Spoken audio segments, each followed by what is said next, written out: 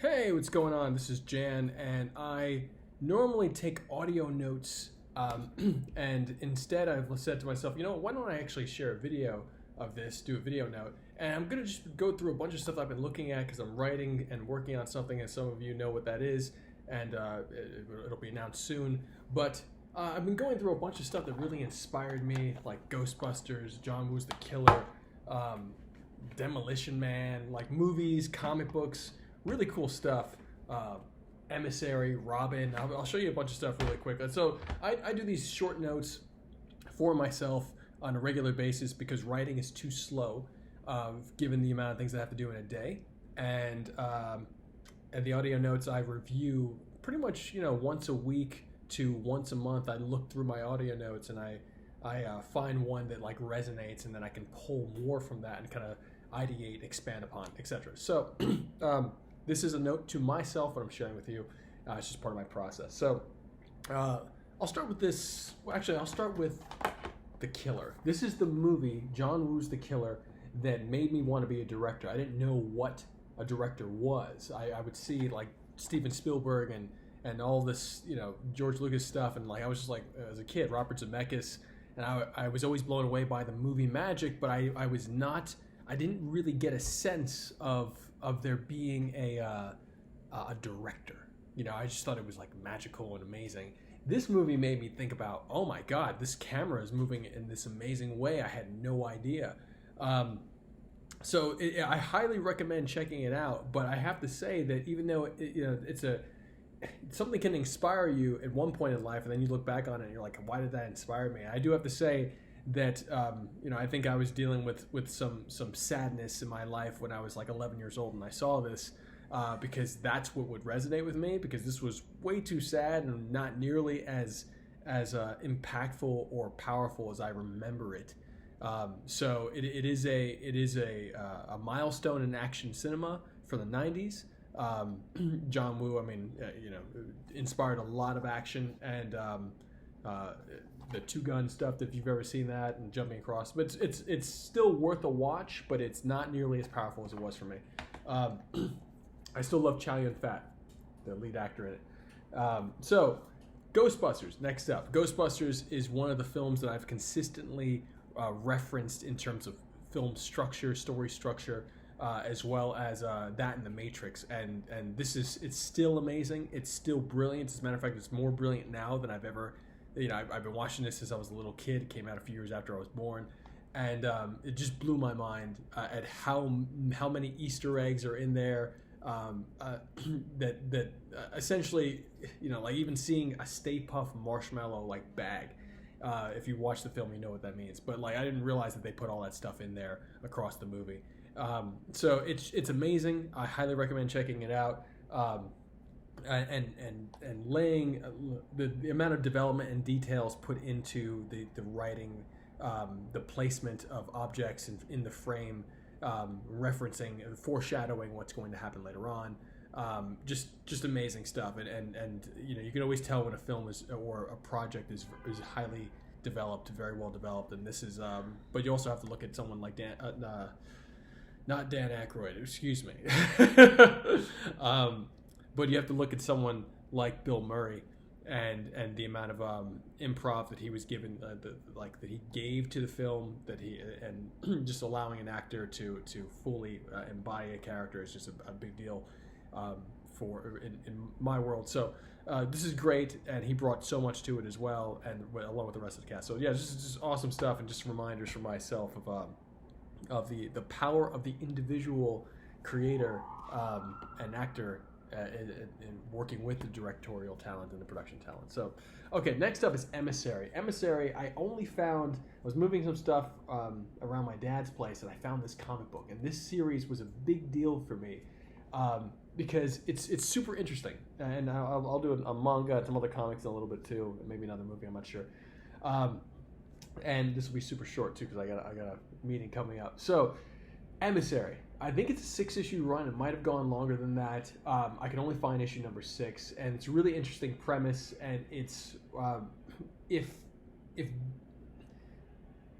first let me give you it's an Image comic. Okay, so it's Image comic, and it's from Jim Valentino, who's I think he did Shadowhawk, and some really interesting stuff. I think it was one of the first comic book characters to deal with the AIDS virus.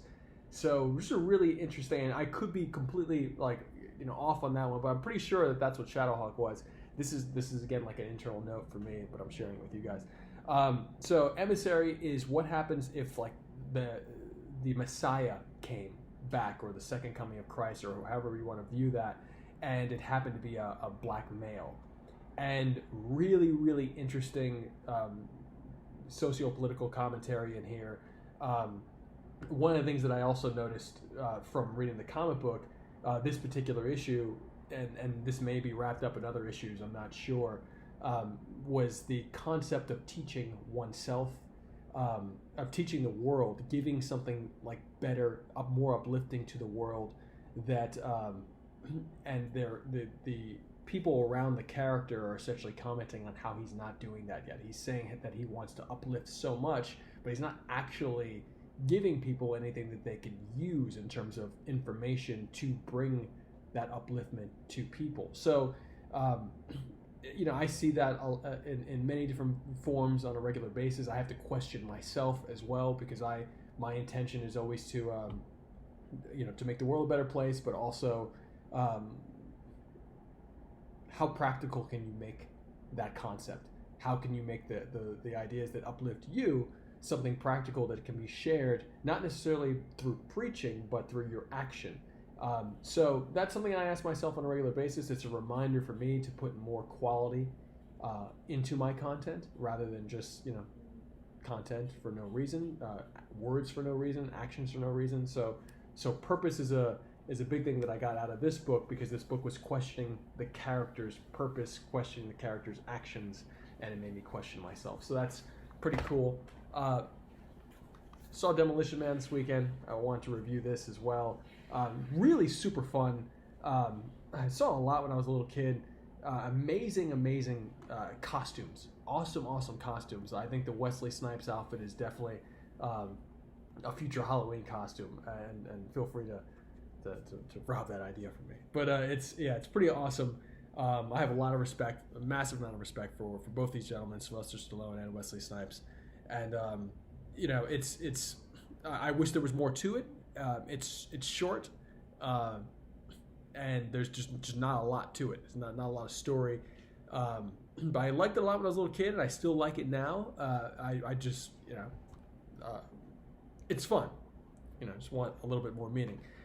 This is really interesting. So this is Robin, and when I say really interesting, it's really interesting for me personally. And I'm going to wrap this up in like 3 minutes. So this is a collection of Robin 2, and I'm going to just pull this out now, that my dad got me when I was a kid, and I never read it. I just always liked the new Robin, or technically the third Robin, or Tim Drake. So Tim Drake was, here's a really cool poster card that comes with this deluxe collector's set, which comes with all 4 newsstand issues of issue number 1 of Robin. It's a 4-issue run, and so there are 10 hologram issues, and I think there's 4 of issue number 1, and there's always one without a hologram, and then there's 3 of issue 2, 2 of issue 3, and 1 of issue 4. So it's pretty cool.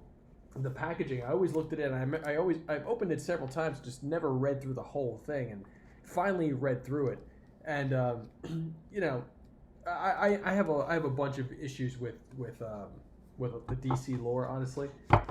Even though I grew up reading like Legion of Superheroes and stuff like that for my dad's collection, but I love this Robin's costume, and I think by issue 4, between 3 and 4, they actually really tie up the story in a really amazing way. And so it's really cool to kind of visit something for the first time that has not resonated with me several times in terms of actually reading it. The action of reading it was challenging for me up to now, and I've made myself read it. And I think that's for several reasons. There's a lot of stuff in there that it's very dated. Of course, this is from like 1990 or 91. But it's got some cool stuff in there. So but it is, you know, the never-ending battle between like Batman and the Joker. Kind of ending with that always upsets me. I like the sense of finality. I like things to finish, and this was not.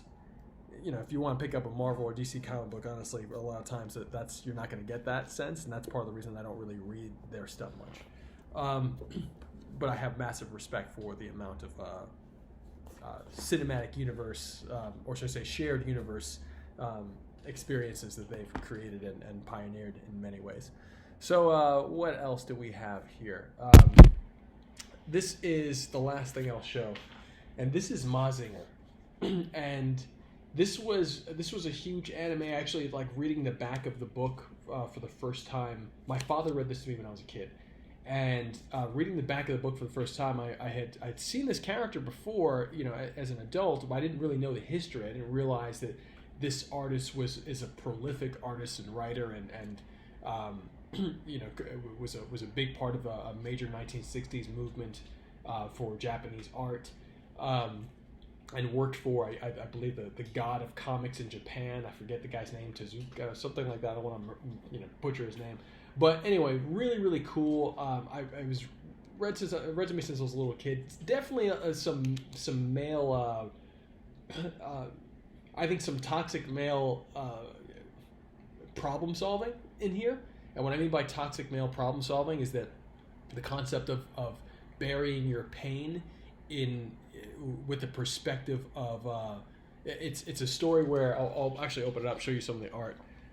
It's a story where this robot kind of goes from one universe to a parallel one by accident in the middle of a war, which is definitely inspired me on another project I did for Universal Music Group for Lady Gaga, which you'll eventually hear about.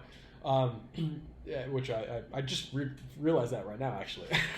That this might have been a massive inspiration for that. But anyway, gets transported in the middle of a war to another universe, and his robot size is the same size as everybody else. But when he comes out of it, he's actually like this small, and everybody else is massively large.